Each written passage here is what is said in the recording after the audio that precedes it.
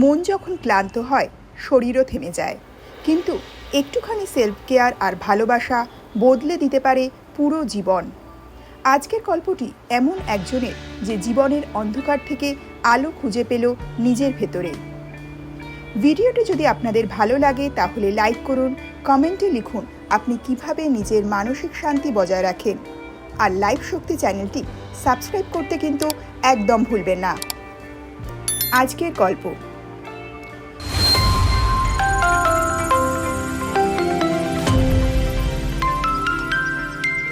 অনিন্দিতা 28 বছরের একটি মেয়ে, শহরের একটি নামকরা কর্পোরেট কোম্পানিতে কাজ করে। বাইরে থেকে দেখলে তার জীবন নিখুঁত, ভালো চাকরি, সুন্দর ফ্ল্যাট, আর্থিক স্থিতি, কিন্তু ভেতরে ভেতরে সে ভেঙে পড়ছিল।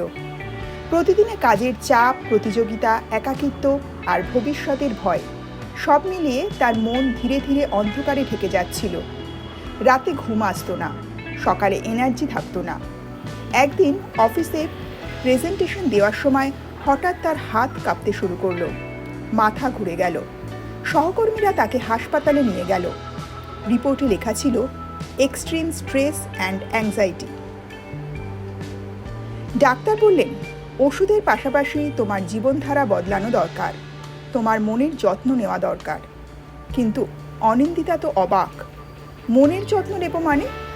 আমি তো শুধু কাজ করি, সময় কোথায় নিজের জন্য?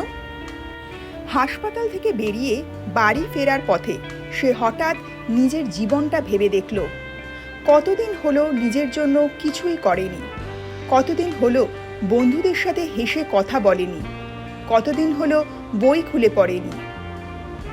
পরদিন সকালে অনিন্দিতা নিজের জন্য একটি ছোট্ট সিদ্ধান্ত নিল। প্রতিদিন অন্তত 30 মিনিট নিজের যত্নে ব্যয় করবে। প্রথমে সে শুরু করলো মেডিটেশন দিয়ে। মোবাইলের নোটিফিকেশন বন্ধ করে জানলার পাশে বসে চোখ বন্ধ করলো। প্রথম কয়েকদিন মন শান্ত হলো না, কিন্তু ধীরে ধীরে সে নিজের ভেতর আওয়াজ শুনতে পেল। এরপর সে জার্নাল লেখা শুরু করলো। প্রতিদিন নিজের অনুভূতি, চিন্তা লিখে রাখা। এতে তার ভেতরের চাপ কমতে লাগলো। এক রবিবারে সে পুরনো বন্ধুদের ফোন করলো। অনেকদিন পর হাসি ফিরল তার মুখে। পরিবর্তনের যাত্রা। 3 মাসের মধ্যে অনিন্দিতা বদলে গেল। তার চোখের নিচে কালো দাগ কমল, মুখে এনার্জি ফিরল। সবচেয়ে বড় কথা, তার মন শান্ত হলো। অফিসের সহকর্মীরা বলল, তুমি অনেক রিল্যাক্স লাগছো, সিক্রেটটা কি? সে হেসে বলল, আমি আমার মনের যত্ন নেওয়া শুরু করেছি। এই গল্পটা আমাদের শেখায় শরীরের যত্নের মতো মনের যত্নেও সমান জরুরি। সেলফ কেয়ার কোনো লাক্সারি নয়, এটা প্রয়োজন। প্রতিদিন নিজের জন্য কিছুটা সময় রাখুন, নিজের সাথে কথা বলুন, মনকে ভালোবাসুন।